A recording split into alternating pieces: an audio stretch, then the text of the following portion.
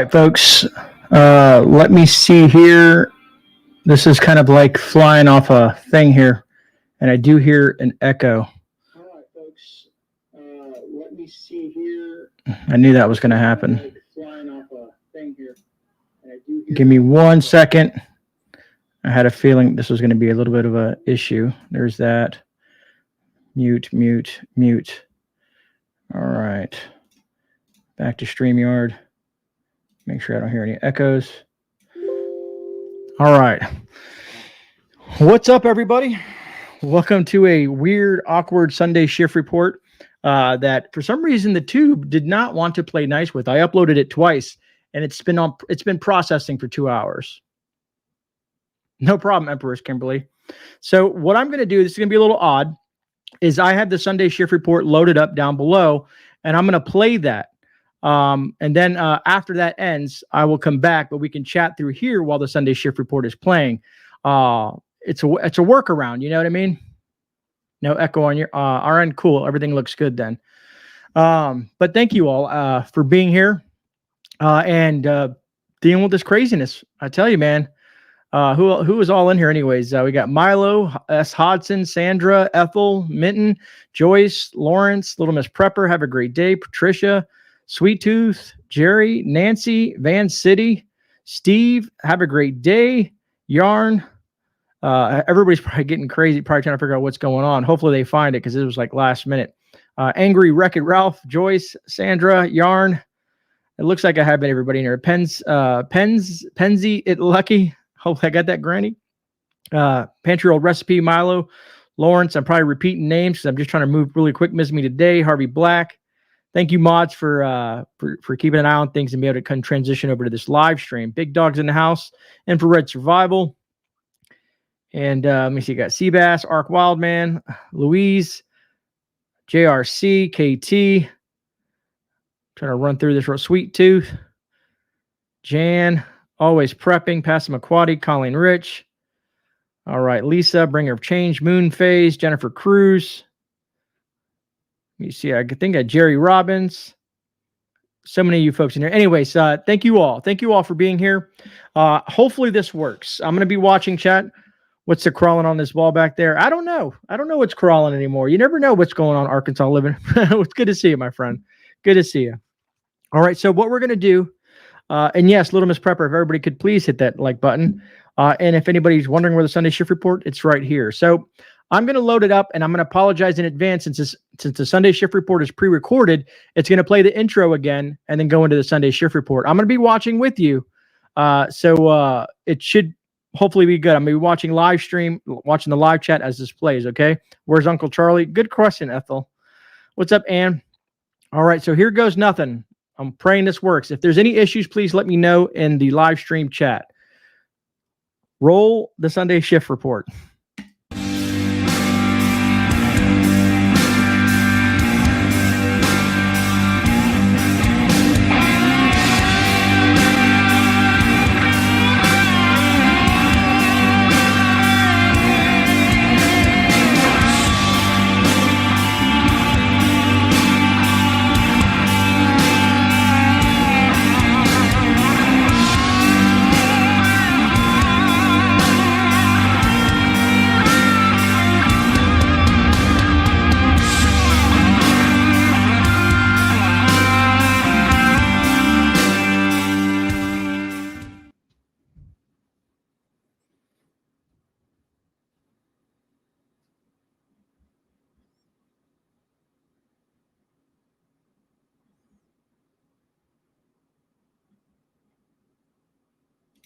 Okay, so that didn't work.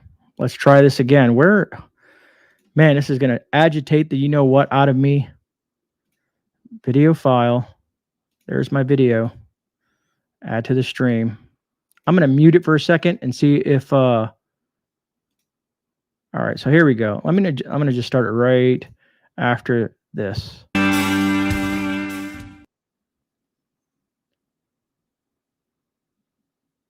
going to just start it right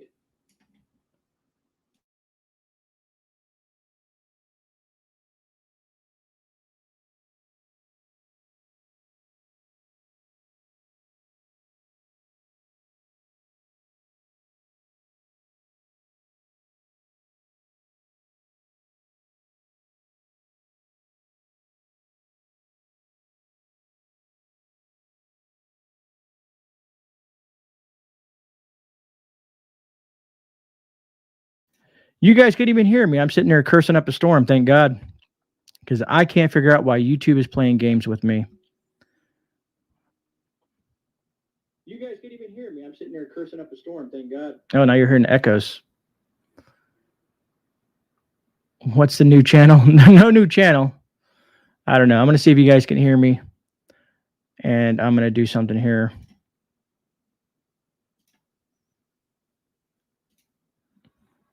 I want to know why this won't play. It's almost like they're literally trying to do everything they possibly can so this video does not air. Truly intriguing, to say the least. Truly intriguing, to say the least. Please bear with me. If not, I'll try to go over what I had on there. I'll try to go over what I had on there via a different platform.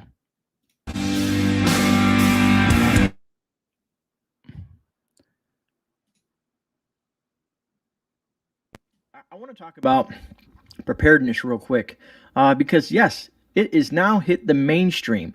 You're seeing media outlets refer to emergency preparedness, food crises, and all these other things that we've been talking about for quite some time and trying to prepare our viewers and their families in case this stuff goes down, because there's never a guarantee. I'll be 100% honest. There is never a 100% guarantee that what you see and what's presented may happen. There is a good possibility something's going to happen or inclinations that things may happen.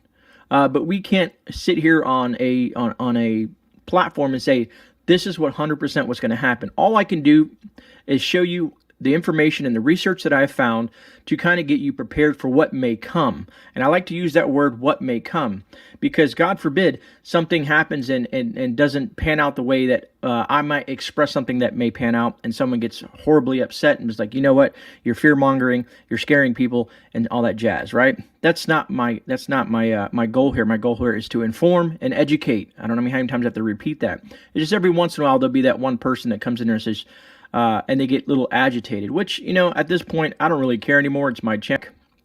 And sorry to be so, you know, upfront about that, but it is what it is. Folks that come across certain videos, you don't have to watch the content. You can say, yeah, this is not for me, and move on. But if you guys know me and have been with me for a while, you know my channel is very diverse. We talk about stuff like this here on the channel, you know, politics and current events and things like that on Sundays, sometimes in certain live streams, but we also have guests. We talk about gardening, emergency preparedness, reviews. We do a little bit of everything. So some folks who may not like this style or this content can always find something else on the channel that they may enjoy. So I just, you know, go further on and just, instead of making a judgment call on just one video that you may come across, check out the channel and then make an informed decision. And that's what I'd like to do in general in life. All right, I've said my spiel. Let's talk about this. Doomsday preppers, right? We hear that all the time. So let's throw this up on the screen real quick, folks. And it says, Doomsday preppers warn of hard times ahead of preparedness, and as preparedness goes mainstream. Now, there's some great information in this little quick article, and like I said, it's linked down below. It says, this was updated April 1st, so which was that Friday. It says, food scarcity, food vouchers, food riots, and flash mobs. All of that is coming soon, says Texas-based food scientist and health ranger podcaster Mike Adams. Some of you folks may know who he is, who sees dire events unfolding in America in a short term. His advice, people need to get prepared now, which I agree 100% with that statement. People need to get prepared now. The thing to really watch for is this food inflation, Adam says. My position is we're going to see food riots in America before the end of this year. Now, he's making that prediction, not I. We're going to see flash mobs in grocery stores, especially for meat products. Grocery stores are going to respond, and I see this happening, with increased security and checkpoints. At some point, we're probably going to see an attempt at price controls and rationing. And then it goes on to say, and not everything, certain types of things. It's almost certain that the rationing they will attempt to enforce with a Victor Passport app that becomes a food rationing app, Adams told the Epoch Times. So some intriguing information from this gentleman who is like I said, he is a food scientist and whatnot, and it's interesting to hear his view of it, and he feels that it's coming this year. Regardless of how I look at his information, I see what's coming down the pipe. So of course, you know me, I'm going to be preparing my family in every possible way, be it freeze-dried foods, be it canned goods, be it growing my own things, understanding medicinal plants and edible plants, and the list goes on, which I pray and I hope that you folks follow suit, and at least become as prepared as you possibly can be for the foreseeable future or what may transpire. Anyways, folks, I thought that was quite interesting. The way it was stated and stuff like that. And I wanted to share that with you. And of course, you can read the entire article, like I said, down below. And the reason we're on this topic, folks, to be 100% honest, is what's going on in Sri Lanka. And people are like, oh, no one cares about Sri Lanka. Yeah, and someone said that about Australia, and someone said that about Canada, someone said that about Russia. And as you see, it affects everyone across the globe. We are an interconnected species. Something that happens abroad has a domino effect that happens across the globe. Our economies, our situations, our supply chains are very interlinked. When there is a disruption somewhere in some other country or wherever it may be, there is that what is it? I want to say that blowback across the entire situation, across the entire supply chain, across the everywhere you can think of. Anyways, hopefully that made sense, right? Because I mean, last thing you guys want to do here, let me throw up a picture. I know some of you folks have probably remembered this, but this is what may come. Let me throw up a little quick picture real quick. See this picture here? Look at these lines. Do you want to be a person in this line? Do you want to be a person that's lined up on these aisles and dealing with all these crazy people that are panic buying? Do you want to be that person? Or do you want to have your family out in that situation? Because people they're in a heightened state. Their adrenaline is running. They are scared. They got all kinds of things running through their head, and one little thing can set something off, and it becomes a violent, chaotic situation. And I wholeheartely believe that. You guys have had to have seen it. Think about this, folks. Just really think about this. How many times have we seen something on a Black Friday event, right? And absolute chaos erupts because people are trying to buy a television for $150 less than it normally sells for. That's a television. Think about something that's an absolute necessity like food, water, and things alike. Just let that sit in. Just think about what we've seen with people wanting to buy televisions, Xboxes, and PlayStations, and now imagine something that's an absolute necessity like food. I'm trying to drive that home, folks. Let's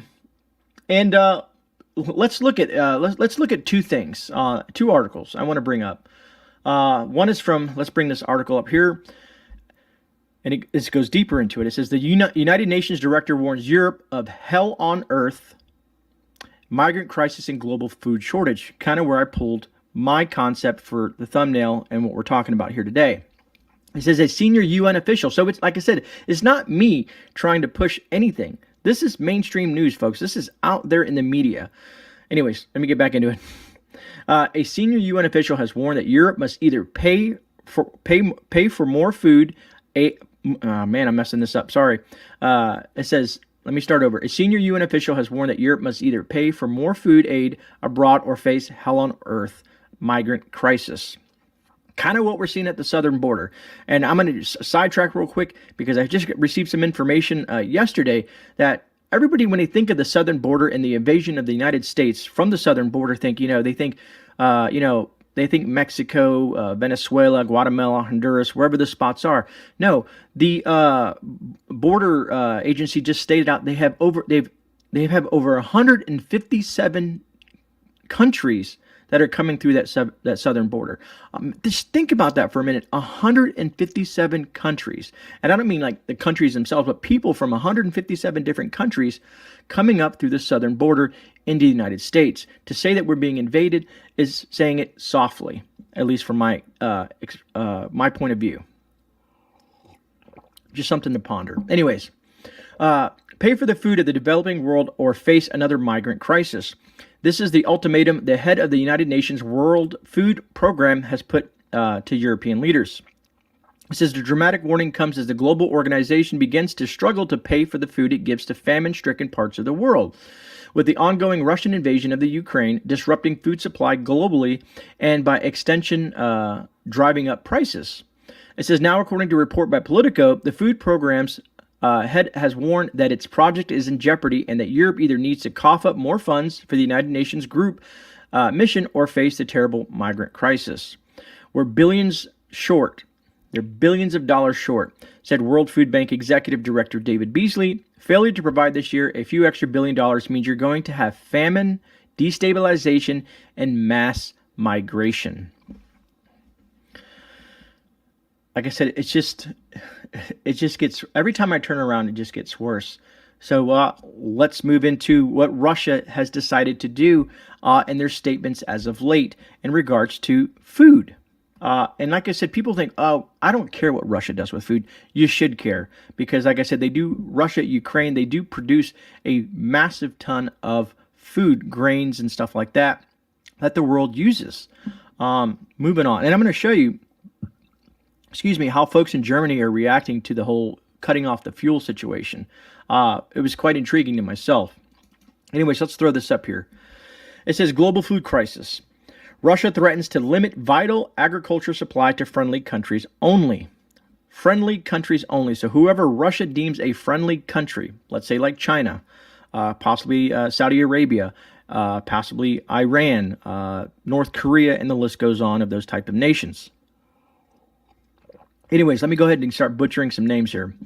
Anyways, it says Russian government officials have threatened that Russia will limit its vital food exports to only nations it considers friendly. It says Dmitry, and I'm not going to say his last name because I can't say it. I don't know how to say it. I'm not even going to try. It says Dmitry, a senior Russian security official who previously served as the nation's president, has threatened that Russia may soon cut off the West from food exports. A major player in the global market for wheat and other agriculture food products, Russia will instead focus on keeping itself fed, according to Dmitry, alongside supplying the friends and his close allies, or its friends and its close allies. Posting on his Telegram, Dmitry said that cutting off the likes of North America and the European Union from its agricultural produce would be a very good way of retaliating against sanctions imposed by the West. It so happened that the food security of many countries depends on our supplies, the Russian official wrote. It turns out that our food is our quiet weapon. Quiet but ominous. The priority in food supplies is our domestic market and price control. Keyword, price control. He continued, we will supply food and crops only to our friends. Fortunately, we have a lot of them, and they are not all in Europe and not in North America. We sell both for rubles and for their national currency in agreed proportions. So basically, they're not saying American dollars. They're talking about rubles and whatever nation they're working with. Let's say like China, the yuan, they're using that for the exchange for goods. Anyways, it says, we will not supply our products and agricultural products to our enemies. He went on to say, and we won't buy anything from them, although we haven't bought anything from them since 2014. But the list of products forbidden for import can be further expanded. So they're going to possibly expand the list of products that they will not ship to other countries. People are like, well, isn't this going to affect their bottom dollar? We're going to touch on that next. Anyways, Dmitry's threat echoes others being made by the Russian government, such as that reportedly unfriendly nations will soon be forced to pay for a variety of Russian resources, including the country's most sought-after gas exports, in rubles only, or will be cut off from the supply completely. Cut off from the supply completely. Think about this. The U.S. is saying, don't buy Russian oil.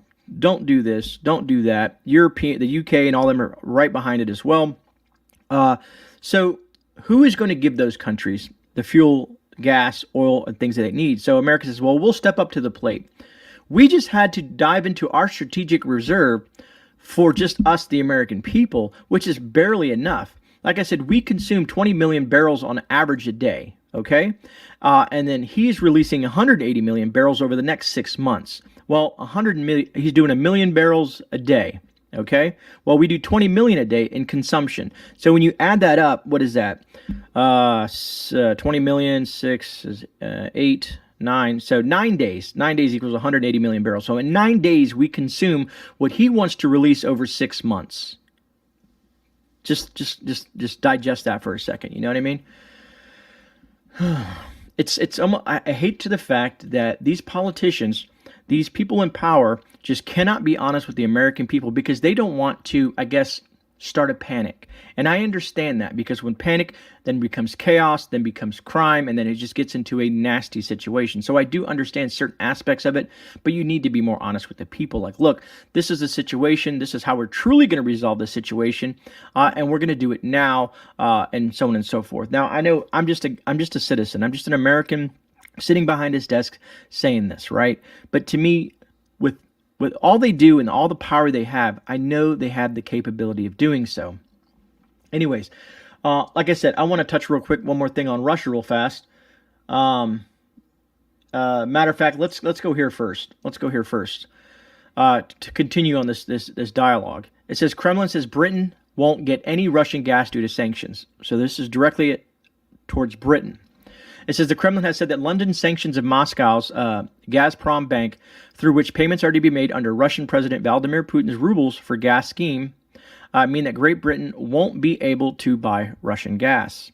Kremlin spokesman Dmitry Peskov told Russian state-backed news agency TASS on Saturday that British sanctions against Gazprom bank mean that the UK faces the prospect of being cut off from Russian gas supplies. London wants to be the leader of everything anti-Russian. It even wants to be ahead of Washington, which is us, of course, Washington. That's the cost, Peskov said, according to an RT translation of his remarks. Now, if those translations are correct, I don't know. So anyways, to compound that, Russia's doing something that the U.S. stopped doing back in the 70s. And this is very intriguing what they're doing. Very intriguing how this is going to play out. Okay?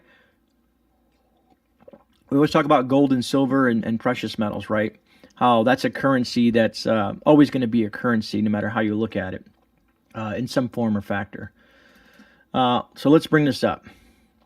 This is a paradigm shift Western media hasn't grasped yet. Russian ruble relaunched, linked to gold and commodities. So now they're attaching the Russian ruble to gold. So the ruble kind of like, let's say, in a certain stance is, let's say, backed by gold. All right, so let's get into this article. It says, who would have thought the citizens of free speech Western countries would ever need a VPN to read a Russian news site? Go figure, right? Some people don't care. They're like, oh, they can't see Russian news or whatever that, but it's still, it's still censorship, folks, no matter how you look at it. We consider ourselves, we're the, what's it called? Leader of the free world. So we should be able to see everything and make our own decisions based on what we see, what we read, be if it's propaganda or not propaganda, whatever the case may be. Anyways, why is setting the fixed price for gold in rubles significant? Anyways, it says, by offering to buy gold from Russian banks at a fixed price of 5,000 rubles per gram, the Bank of Russia has both linked the ruble to gold, and since gold trades in the U.S. dollars, set a floor price for the ruble in terms of the U.S. dollar. We can see this linkage in action since Friday 25th, March 25th, when the Bank of Russia made the fixed price announcement. The ruble was trading around 100 to the U.S. dollar at the time, so 100 rubles per U.S. dollar, but has since strengthened and is nearing 80 to the U.S. dollar. So it's starting to gain strength here. Why? Because the gold has been trading on international markets at about $62 per gram U.S. dollars, which is equivalent to 5,000/62 or about 80.5 rubles. And the market's arbitrage traders have now taken note, driving the ruble/USD exchange rates higher. So the ruble now has the floor to the U.S. dollar in terms of gold. But gold has also the floor to speak, because 5,000 rubles per gram is 155,500 rubles per troy ounce of gold. And with the ruble/US dollar floor about 80, that's a gold price of around $1,940. And if the Western paper gold markets of LMBA/COMEX try to drive the US dollar gold price lower, they will have to try to weaken the ruble as well, or the paper manipulations will be out in the open. Basically, they say if they try to do this, all their their laundry will be aired out. So they're probably not going to do that because gold is a huge commodity. It's traded all over the world, and I just don't see that happening. So by them making that thing, so by people saying that the Russians aren't as intelligent as they would assume them to be, this is a smart move, attaching their currency to gold and having that thing. And as you see, it has strengthened the ruble already. So pretty interesting to see everything that the Russians are doing to combat the sanctions that you know who has put on the countries, as well as the United Kingdom and other Western allies. Quite interesting to say the least. Anyways, let's jump over to Sri Lanka. And this is why I want to jump over to Sri Lanka, because they're in a nasty situation. So before I show you this video, which was credited to BBC News, I want to show you what's going on. You may know. You may already know. I don't know. But we'll pull it up. And I don't really want to butcher. You can see the article there. But I'm going to try to say Gata Bayada Rajapaksa. I gave it my best try, folks. Economic crisis, protesters defy curfew in Sri Lanka. I don't know if you know, in Sri Lanka, they've cut off the internet, they've cut off media, they've cut off, they got curfews, they've been cutting off power, they've been doing all kinds of stuff due to the economic crisis that's affecting it. Like I said, things are starting to affect smaller countries right now, third world nations and whatnot, and so on and so forth. It's starting to build. And once it gets steam, you'll see that start to transpire. Key thing is watch the United Kingdom. If the United Kingdom starts having issues, let's say like a food crisis or food riots or anything of that nature, then you know it's going to reach the U.S. in no time. That's just how it plays out. Anyways, that's my opinion. It says the island nation is grappling with what is said to be the worst economic crisis since independence from Britain in 1948. It is caused by part by a lack of foreign currency, which is used to pay for fuel imports, with the power cuts lasting a half a day or more. So they're cutting off power for at least 12 hours a day or more. And keyword, and the shortages of food, medicines, and fuel. Public anger has reached a new high. So shortages of food, shortages of medicine, shortages of fuel. And they're going through these little blackouts. They're doing it on purpose to conserve. So things are getting extremely nasty out there. Anyways, it's a massive turnaround in popularity for Mr. Rajapaksa, who swept into power with a majority win in 2019, promising stability and a stronger hand to rule the country. On Sunday, soldiers armed with assault rifles blocked an attempt by a crowd of hundreds of protesters to march to the Independence Square in the capital. So things have turned very, very bad. And I can show you this. Is like I said, I'm going to give credit to BBC News for this this video clip real here. Let me run it real fast. I'm not going to run the whole thing, but I just want to show you what's going on there. This is as you watch this video, this is what may be coming. This could be a possibility in where you live. It could be a possibility in the UK. It could be a possibility in Canada, America, Australia, and the list goes on of all these different countries, okay? So things that you need to be careful for, folks. It's, you see it happen, and everybody always has that comments. There's those people out there that just have that thing that says, you know what, it'll never happen here. Just remember the riots that we had just a few years ago. Look how many businesses were lost. People were displaced. Things got extremely out of hand quickly.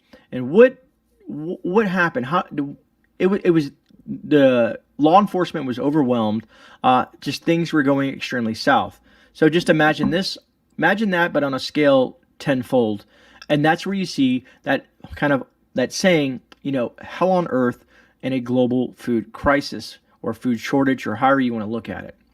Anyways, I figured I showed you enough of that. I wanted to show you that clip a little bit right there and let that play while I was talking a little bit so that you can see it. And the thing is crime has gotten extremely bad, folks. Crime is rampant across the United States. How many of you guys in your local areas see things that are happening horrible? Okay, and Florida's not even on the map. I've looked at statistics. Matter of fact, I'll bring this up while I'm talking. This is a list of crime statistics of where the worst places to live and and that kind of stuff like that, worst cities and whatnot. And then we'll get into the list here in a second. But you guys have seen what happened over in Seattle. You guys have seen what happened in Chicago, New York, Houston. and probably in your local areas. I've noticed that crime is starting to push into more of hometown America, per se, some of the smaller rural areas. Things are starting to push in out there, which we have predicted for a long time that as things in the cities get rough, things are going to start pushing out.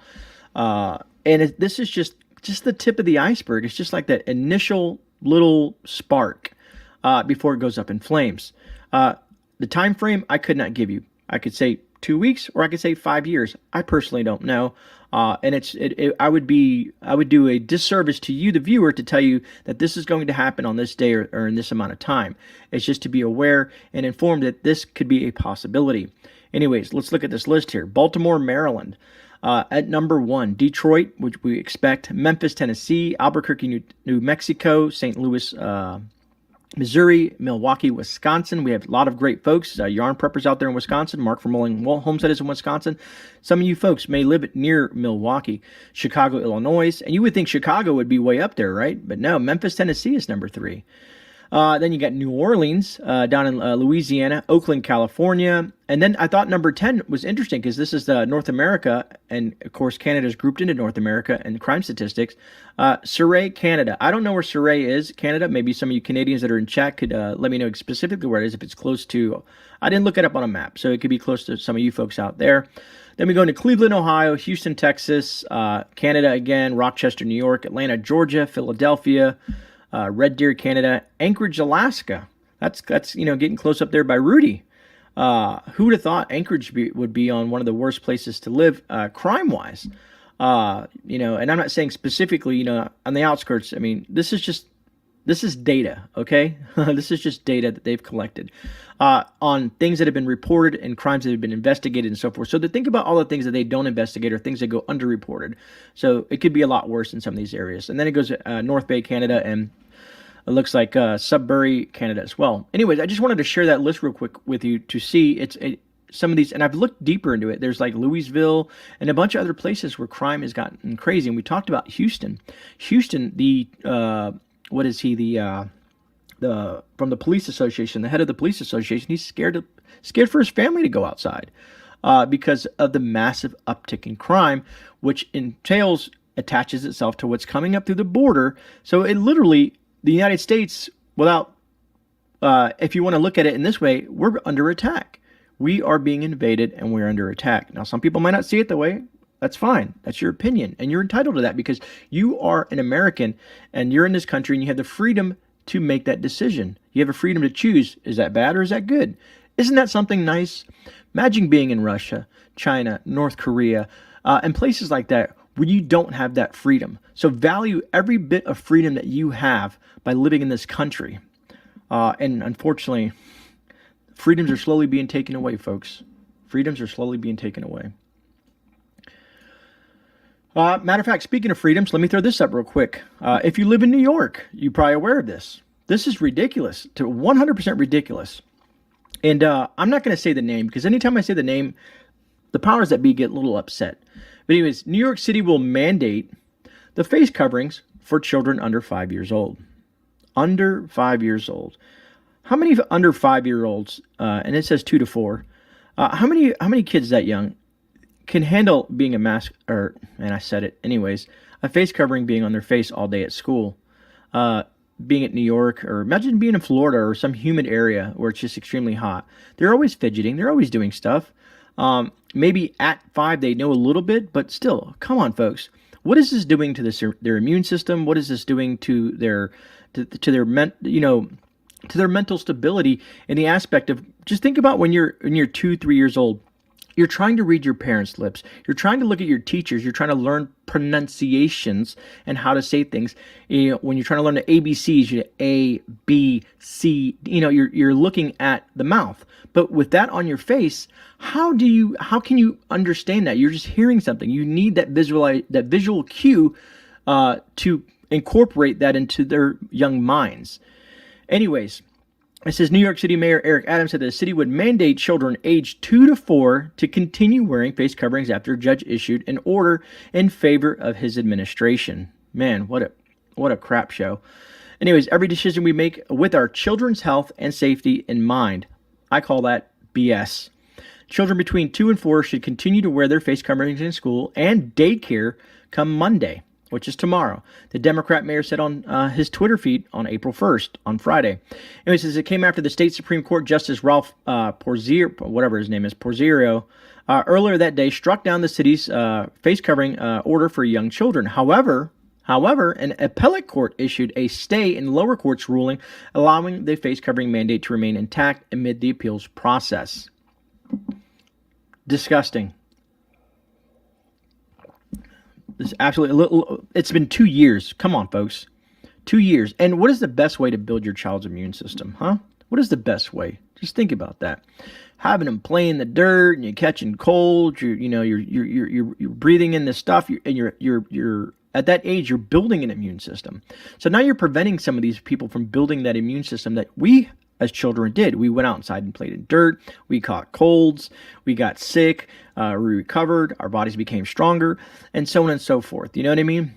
And people say, "Well, that's not factual." Yes, it is. You can find this information. It's not like I'm just making the crap up, folks. Anyways, also, so I'm going to show you the Twitter feed, and I'm going to show you the video because the whole fuel thing with Russia is starting to affect some people. So let me bring this up. It says this is in Berlin, Germany. Okay, it says in Berlin, Germany, drivers organized a rally of more than 5,000 cars in support of the Russian Federation. Flags of Russia and the USSR and airborne forces fluttered on cars. So these folks are in support of Russia in Germany. And I have the video clip here, and I'll throw that up for you so that you can see it. And like I said, 5,000 cars or 5,000 residents. Maybe there's 1 or 2 people in there. Maybe there's 3 or 4 people in there. I don't know. But I just was kind of intrigued by this whole situation. I was like, wow, 5,000, is that number going to grow? Because they depend on Russia for fuel and gas and so on and so forth. Same combination, fuel, gas. So with Germany's, political realm of things, making the decision to boycott or whatever, listening to the U.S. and the U.K. and the rest of the, Western nations, some of the people aren't happy. And we're going to see stuff like this continue to grow because people are accustomed to a specific way of life, a specific number of, let's say, pricing. Look, I'm willing to pay this much for gas, but when it starts getting to this, it's hurting me and my family. It's stifling our ability to do certain things, maybe go on a vacation. Maybe it's stifling our ability to buy additional food or whatever the case may be. You get what I'm saying, right? So some people aren't happy and they're supporting the Russian Federation. Now, I wouldn't say, war is just bad. You know what I mean? And when it comes to that stuff like that, death in general, it's not good on either side.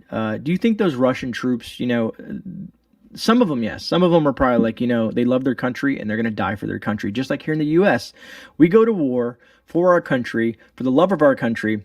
And a lot of us, not a lot of, but a lot of people will lose their lives in defending our country. Just like the Russian military, just like the Ukrainian military, just like any other military, they're defending their country. And people die. And death is never a good thing on either side. War is horrible. And for me personally, it should be avoided, at least to the best of our ability. But I doubt we'll ever see world peace. You know what I mean? You always hear people.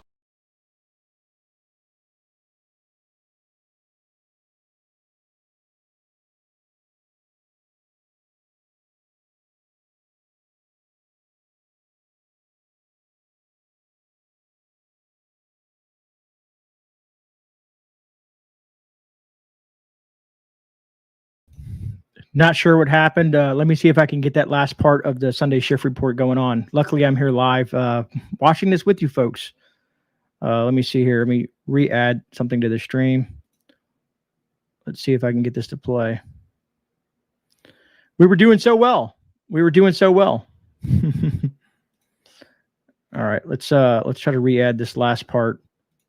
And like I said, I don't understand why the tube was having with this video. We were right about the 30-minute mark. Now we're a little bit further than that. past that, and that's where it's frozen at, huh? Go figure. Go figure. Let's give it a couple minutes. So a lot of you guys probably, some of you guys might have come in after the fact. My Sunday shift report is usually a premiere, and with the premiere, we do you know, it's an interactive chat. It's not really live stream. So being that the platform had an issue with this video today, I'm trying to show it. It's like a premiere and a live rolled up into one. So it's some crazy stuff. Yeah, exactly, Jennifer. So I'm going to keep on playing with it. Cause like I said, to me, it had valuable information. You know, what I had in the stream. Let me try to do something else here while we're sitting here chatting. Try to remove this one, remove from the studio. I'm going to give it a couple minutes. Yarn Prepper, I thought about doing them live. And I would do it. I could still do it at 6 p.m. The live streams. I've done them in the past when I've had issues on time constraints and stuff like that.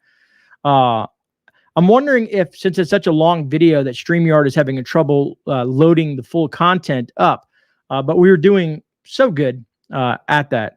Forgot to say hi from Winnipeg. What's up, James? Good to see you. And D14, a lot of people talk to me about Rumble, and I've had nothing but trouble with it, to be honest with you. Now, all my videos, I think it's down below. I have a link to BitChute, and BitChute works relatively well. It literally takes all my content from here and uploads them to BitChute for folks who don't want to use this platform. So I think that's nice, to the fact it automatically pulls it and automatically loads it into BitChute within about 24 hours. It goes right on the BitChute platform. So I thought that was nice of them to do that interaction. S. Hodson says, no Rumble. Steve, I have Telegram. I don't know about using Telegram to do live. Here's the big issue, folks, is the tube has the widest audience that you're trying to reach.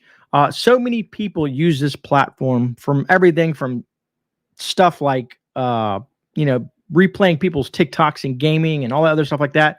But for the preparedness community as well, there's such a wider audience on this platform versus Rumble and BitChute, and several other ones out there that I've tried. That's also, hey, good to see you, Monty. I don't know, Monty. I don't know if you know that the SS Monty died, and we got an SS Monty 2 just recently. Some people are like, what is the SS Monty? I'm gonna pull this back up again, and let me mute it real quick and see if I can get to the end of it here. Let me see where we're at. We were past that. It's probably gonna freeze. Oh, nope. Hold on, let me see here. Maybe we can get the rest of this. Nope. For some reason, it just doesn't want to play that last few minutes. I don't understand why. Now, I have a raw copy of the video. I have a raw copy, but it won't show the articles. If you guys want to hear what I had to say, you won't be able to see the articles. And the problem in doing this live stream and doing it this way, I don't have none of the articles. No, I do have the articles linked down below so that you guys can read them. Phoenix, really? I had no clue that he was in the tube jail. I had no idea. Isn't about the numbers. It's about the decentralization storage of data so that no big brother can take it down. Roger that, Os. Roger that. Yeah, Monty. It was very, very heartbreaking. Oh man. I'm trying to think how I can finish this up here. Because I had several other articles. Let me bring up my I got an idea. We're gonna do it this way. I want to finish it because I have some things I wanted to show you. Let me go into my folder here in my Sunday shift report folder, and see where we left off. Let me see. We did the Ruble, we did the Russian food crisis, Lanka, UN director, crime, the UN deficit. I think I know why. I think I know why it's giving me crap. Probably because of the last story that I had. We covered the New York, man. Okay, yeah. So I'm going to pull this up and we're going to do a split screen of what I have, because I'm assuming this is why they're getting really angry at me today. And it's not, you know, what happened to the freedom of speech, folks? What happened to that? I'm not going to be able to see chat while I'm bringing this up, so I do apologize. And like I said, this is a very odd scenario where you know, where we're in a live stream watching a premiere together, due to whatever forces unforeseen that didn't want this information getting out. So anyways, this is the other part that I had for the stream. I don't know. Let me see if I can make this bigger. I don't know. You guys can probably see that pretty good there. Let me see if I can switch over StreamYard real quick to the comment section so I can keep an eye out. Anyways, I'll read the story. This was the last part of the Sunday shift report. It says poverty drives Afghan women to sell their babies and their bodies. Something I thought was very horrible to hear about. Being that you guys folks know that when we pulled out of Afghanistan, which I understand, you know, do you guys remember George Washington said, if America ever goes into the nation building thing, which we like to do now, is nation building, going to other countries and trying to rebuild them and make them enforce our policies and get all involved in these other countries. Well, like I said, when we pulled out of Afghanistan, we pulled out in a really weird way. You guys know this. We've talked about it in the past. This is the after effects, because a lot of countries in the world are feeling the effects of the economies, because if the U.S. economy is being hit, so is everyone else. Remember, the reserve currency currently is the U.S. dollar at the moment, but all in all, the issue resides in like what's happening in Sri Lanka and other countries across the world, third world nations like in parts of Africa and other places. Anyways, let me dive into this article and then we'll cut back. It says, with international organizations warning that more than half Afghanistan's population is in urgent need of economic assistance, poverty-stricken Afghanistans, especially women, are being forced into extreme choices as the nation grapples with the destitution and economic crisis. Hawa, I think that's how you say her name, a 30-year-old widowed mother of 4 from Kabul's Dashat-e-Barchai, I don't know how to pronounce it, district, is desperate to save her family and put food on the table. So she is trying to feed her family because of the situation and economic crisis. She made the wrenching decision to offer her youngest daughter for sale on Facebook, which blows my mind that Facebook is letting this slide, for one, because we know how Facebook is. And then it says she sold her youngest daughter for 100,000 Afghani dollars, which equates to $1,100 in US. Absolutely, what in the heck? Like, I'm trying to hold my composure here, but that blew me away, folks. This article blew me away when I read this, and this is what's transpiring. Sickening, and I can't, you know, I don't know how to say that I'm not in her shoes and all this other stuff like that, but this is what's happening in other countries. Matter of fact, I don't know if you guys know that the folks that have fled from Ukraine are also running into the same situations. That other countries are exploiting the women and children that are leaving the Ukraine. So it's not just limited to Afghanistan. We know this here in the United States, and it's a very touchy subject. Maybe that's why all these platforms are giving me crap about this.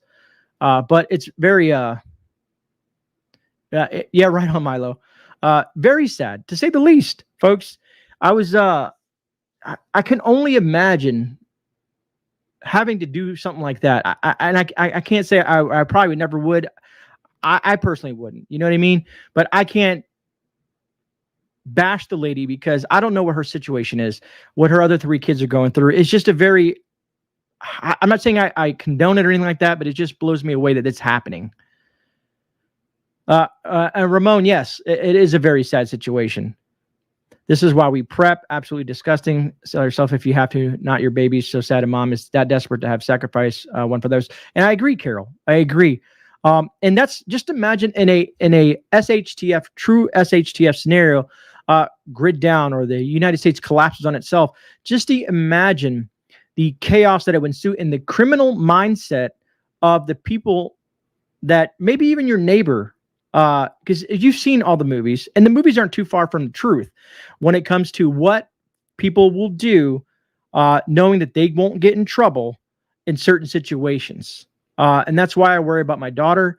I worry about my wife, just because of situations. That's why when you start loading up on your freedom seeds and your pew pews and all your other fun stuff, it's not even just for me. It's for protection of my family, because I know what, unfortunately, the dredges of humanity will do, given the circumstances and availability to do so. Thank you, Harvey, for that. And pray for peace. You're absolutely right. I know we can't really have certain stuff on the live streams like that. That'll pick the algorithm will pick that up and create a huge issue. They would pay me to stay away. That's hilarious. I hate to think what would happen to that poor child. Exactly. And how is it legal? How is it legal? In general, how is that legal in general?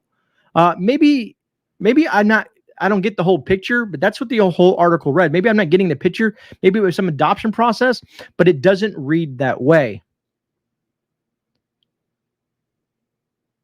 Voodoo Queen, yes, you're absolutely correct. Where are you at, Voodoo?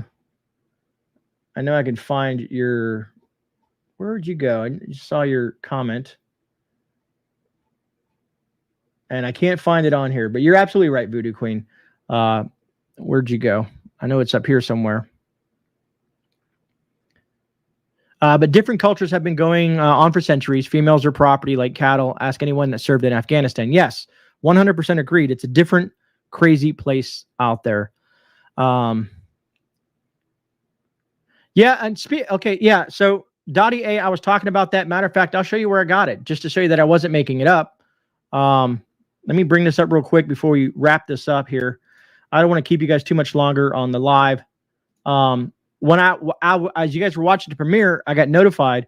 But right there, I wonder if I can't make it any bigger, but it says Justin, Germany, grocery giant Aldi is raising prices on 400 products up by 30% starting tomorrow and expects other discounters like Lidl, Edeka, and Rewe to follow suit. That is a big situation. A lot of us folks use Aldi's for the deals that they have, for the prices they have. And they're going to be going up 30% over 400 of their products. So if you've got anything out of this stream or this premiere, is the fact that food is becoming a massive issue. And I know we're always talking about it, but it's that important because you can't survive without food and water. Those are the basic essentials of life. And prices are skyrocketing. The scarcity, the shortages, the inflation, everything on top of that, compounding this whole situation, Russia making these decisions, other countries doing these things. It's utter chaos. And to me, it's just the tip of the iceberg, what we may see. And I don't want anybody to, I'm not trying to instill any type of fear or panic buying. Hopefully someone in the preparedness community, you've been doing this for as long as, you've been prepping. If you've been prepping 5, 10, 15, 20 years, you have a nice stockpile of food, be it canned goods, freeze-dried food. You got your garden going. You're doing everything in your that you can with the tools that you have available to you to not be in that situation when it comes to food. Because you don't want to be there. You don't want to be in those crowds. You don't want to be in a chaotic mess or that environment. All that's going to do is put your life and your family's life in danger. Better go to the shop, right? My paycheck is not skyrocketing, starting to hit home. And snakebite, that's happening to everybody because people's paychecks are not going as far as they used to. Even people on government assistance, I've tried to explain to them, regardless if you're getting EBT, if you're doing this, you're doing that, it's still not going as far as it used to because the cost of goods have gone up. So you're getting less and less and less for your dollar. And then think of all the other costs associated with that. What's up, farmer son? What's up, Poppy Prepper? I'd sell hubby, but not my kid. Dreams Acre, I hear you. Homestead Homeboy, thank you for that super chat. It says, hello, GreyMan, and everyone, please pray for America. I'm every night, brother. Every night, man. You're praying for family, praying for you, the great community, praying for everybody because things are just getting extremely out of hand. And I'm really concerned of what is coming down the pipe because it keeps on getting worse. Every time we wake up in the morning, there's something else. And if you're not prepared at this point, I don't know. I'm not saying don't start. If you come across this video and you're not a prepper and you're watching it, start prepping as soon as possible. Yes, you're going to pay a lot more at this point right now. Like I said in the past, I would hope that there's a breather for a moment that prices would drop for a little bit, but it doesn't look like that's going to happen. I'm not going to stop buying stuff. I'm not going to stop prepping. I'm not going to stop buying my canned goods and freeze-dried goods. I'm going to still keep on doing it because I still feel, even at a year or so supply, I still feel that's not enough.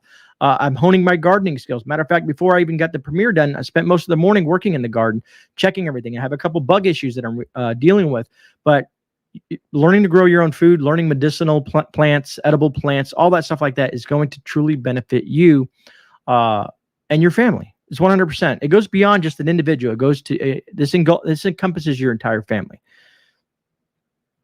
Offslander, yes, don't forget 3 meals away from total chaos. That's a good quote too. If that's hoarding, I don't care. Grandbabies. And Carol, no, do what you got to do. Now's the time before the stuff is not available. And I wish I would have had a cult prepper. Yes, I emailed you back. You should have had a response in your email. I'm referring to everyone. The only person I haven't heard from yet is CJ from the giveaway. I got you and Dreams Acres information, and I'm sending that to them on Monday, which is tomorrow. Yarn Prepper, you're exactly right. Start prepping now. It's still cheaper than 2 months from now, 100%. And something else. Somebody else said something else, and I didn't learn about natural remedies. Exactly, Lynn. Things you see now are small, bigger. Things will come yet aren't cheap. Yeah, it's just going to get exacerbated. It's going to keep on going. Fruit tree planting time, by the way. Empress Kimberly, yes, that it is. Anyways, folks, I apologize for the whole situation in regards to the premiere. I don't understand what happened. I tried to upload it twice. The tube would not let it run. So I decided to go live and share the information that I had prepared for you this afternoon. I want to say thank you to everyone that was able to come over from the premiere into the live stream. I'll be deleting that premiere. It's an unlisted chat category right now. I'm going to delete that and just let this one run for folks. And I want to say thank you all for your support. Truly appreciate that. Share stuff like this out if you feel other people might get value out of this. If you haven't hit the thumbs up button, please hit that as well. And mods, thank you. Thank you for trying to help me get this all put together and transition within minutes, on the fly. You know what I mean? We got to be prepared for anything. And guys, if anything ever happens to me on this platform or any other platform I'm on, you guys have my emails. You guys are in the Discord. I do have BitChute. If you go down, I have all my links down below. If you're so that I can communicate with you through whatever means necessary, be it Instagram, be it Twitter, be it wherever that you may find me. I'm on Gab. I'm everywhere pretty much, or I try to be at least. You know what I mean? But if anything ever happens, I will try to communicate to the community through Discord and through other means that I have, maybe a community tab post, and I do have a backup channel as well. Worst case scenario. Other than that, I want to say thank you all again. Please stay safe out there, folks. It's getting nasty out there. And God bless. And I guess they say stack it to the rafters. Other than that, I will see you guys on some of the videos that I do this week. All right. I do have my live stream for Tuesday and Thursday. I don't know what I'm doing yet, but we'll talk about stuff. All right. Have a good night, folks. Enjoy the rest of your Sunday evening. And give your loved ones a hug, man. Every day is a blessing. All right. This is GreyMan. I'm out.